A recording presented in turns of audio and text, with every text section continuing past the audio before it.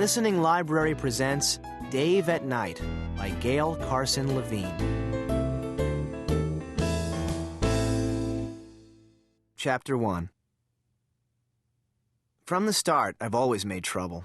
My mama died of complications from having me. I once joked about it to my older brother, Gideon. I said, I could make trouble even before I was born. Gideon thought I was serious because he said, "You didn't do it on purpose, Dave. You were too young. You weren't even yourself yet." No, I didn't do it on purpose. But probably I was fooling around in her belly, having a fine time, and I kicked her punch too hard, and one thing led to another, and she died. I had nothing to do with Papa dying, though. He died on Tuesday, October 26, 1926, when he fell off the roof of a house he was helping to build. About 4 years before he died, when I was 7, I got in trouble for smearing glue on the chair of Izzy, the class bully.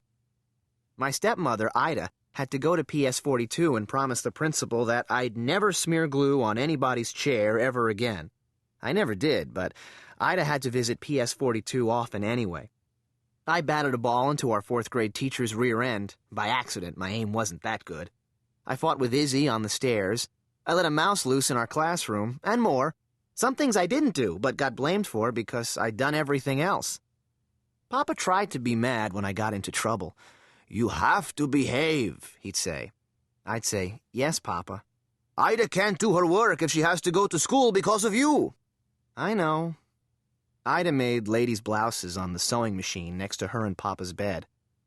"This is the end of it then, yes?" "Yes, Papa." "Good." Then he always asked, "What happened?" At the beginning of my story, he'd listen and frown, but then the frown would disappear and his shoulders would start to shake. A little while later, he'd be laughing and wiping tears from his eyes. Papa was a woodworker. Before he came to the United States, he made a cabinet for the Sultan of Turkey. The Sultan was so pleased with the 3 hidden drawers Papa put into it that he gave Papa a gold medal. Whenever he told about the medal, Papa would laugh. "We had to come to this country because of the Sultan," he'd say. "I didn't want any more work from him. If he liked what you did, he gave you a medal. If he didn't like it," Papa would drag a finger across his throat, "too bad for you." He'd laugh some more and add, "When we came to New York City, I sold the medal and bought your mama a dress." But this wasn't the real reason Papa came to the United States. The real reason was too serious for him to talk about, so he'd joke about his medal instead. The truth was that there had been a war, and Greece had taken over the city where he lived. Papa and his family, the Karos family, had sided with Turkey, and so they all moved here when Greece won. The day Papa died, I was late getting home after school. Detention and then stickball. When I got there, Gideon was sitting on the steps outside our building. As soon as I saw him, I knew something was wrong. He was never out here. He was always upstairs or at the library studying. When I got close enough, I saw he had been crying. "What happened?" "Papa." I ran into the building. Gideon followed me. Papa was in the front room, lying on the couch where Gideon and I slept at night. He wasn't bleeding, but he didn't look right. He looked like Papa in a photograph, not like Papa.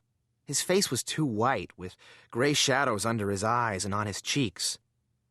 "Papa!" He didn't move. Ida stood at the window, looking out. She didn't turn when I came in. Mrs. Stern from across the hall stood next to her, patting her back. I hit a home run, Papa! We won the game!" I nudged his shoulder. His arms swung off the edge of the couch. His fingers dangled a few inches above the floor.